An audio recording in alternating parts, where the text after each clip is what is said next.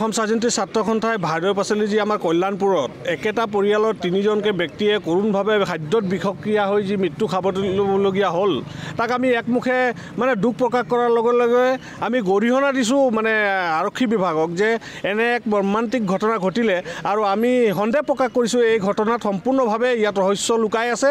কৰোণভাৱে ৰহস্যজনক মৃত্যুক সাৱটি লোৱা ঘটনাটোক আমি অসম ছাত্ৰ সন্থাই সহজভাৱে ল'ব পৰা নাই। সেয়ে এই ঘটনাটোক সম্পূৰ্ণভাৱে তদন্ত উচ্চ পৰ্যায়ত তদন্ত কৰিবৰ কাৰণে আমি দাবী জনাইছোঁ আৰু যিয়ে এই ঘটনাটোত জড়িত আছে নিশ্চিতভাৱে তেখেতক আইনী ব্যৱস্থা গ্ৰহণ কৰিবৰ কাৰণে আমি দাবী জনাইছোঁ। আৰু এই ঘটনা সংঘটিত হোৱাৰ আৰু চুলাই মদৰ কথাটো প্ৰকাশ পাইছে, গতিকে আমি আবকাৰী বিভাগ তথা প্ৰশাসনক বাৰে বাৰে দাবী জনাইছোঁ চুলাই মদ ভাদৈ অঞ্চল নিৰ্মূল কৰিবৰ কাৰণে তেখেতলোকে ব্যৱস্থা গ্ৰহণ কৰিব লাগে।